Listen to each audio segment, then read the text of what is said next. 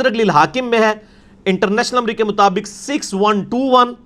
امام حاکم اور امام ذہبی نے صحیح بخاری اور صحیح مسلم کی شرط پہ اس حدیث کو صحیح کہا، اور اس کے راوی ہیں قیس بن ابی حازم تابعی، المتوفى 90 ہجری۔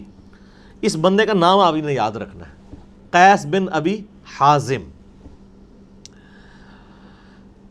یہ حدیث میں ورڈ بائی ورڈ آپ کو پڑھ کے سناتا ہوں، اس کی لذت ہی اس صورت میں ہے۔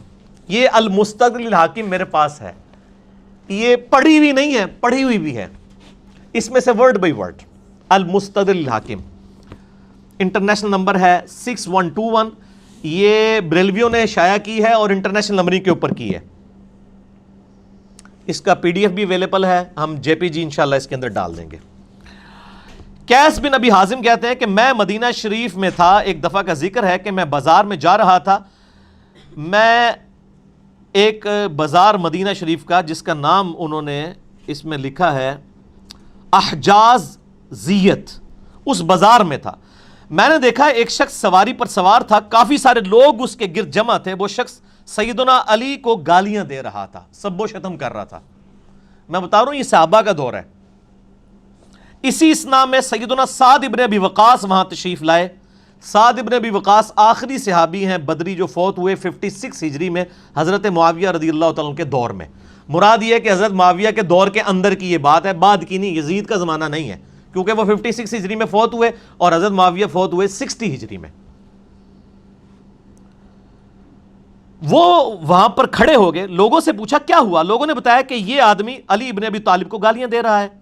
حضرت سعد آگے بڑھے، لوگوں نے ان کو راستہ دیا، حضرت سعد اس کے قریب آئے اور فرمایا ارے تو علی کو گالیاں دے رہا ہے، کیوں دے رہا ہے؟ کیا علی سب سے پہلا مسلمان نہیں ہے؟ کیا وہ رسول اللہ کے پیچھے نماز پڑھنے والا پہلا شخص نہیں ہے؟ کیا وہ سب سے زیادہ دنیا سے بے رغبت نہیں ہے؟ کیا وہ سب سے زیادہ علم رکھنے والا نہیں تھے؟ یعنی یہ ماضی کی بات ہو رہی ہے کہ وہ گزر چکے تھے، سیدنا علی کی وفات شہادت کے بعد آئی۔ اس کے علاوہ حضرت سعد نے حضرت علی کے کافی فضائل گنوائے، یعنی بے شمار گنوائے، وہ راوی کو یاد بھی نہیں ہے، ویسے جو انہوں نے بیان کر دیے وہی کافی ہیں۔ پھر وہ آگے یعنی مزید بیان کرنے لگے کہ کیا علی ابن ابی طالب رسول اللہ کے داماد نہیں تھے؟ کیا وہ غزوات میں رسول اللہ کا جھنڈا آگے اٹھا کر نہیں جایا کرتے تھے؟ اس کے بعد حضرت سعد نے قبلہ رو ہو کر ہاتھ بلند کر کے یوں دعا کی، اے اللہ یہ شخص تیرے اولیاء میں سے ایک ولی کو گالیاں دے رہا ہے۔ اللہ اکبر۔ اے اللہ یہ مجمع ختم ہونے سے پہلے اپنی قدرت کا کرشمہ دکھا اور لوگ دیکھیں۔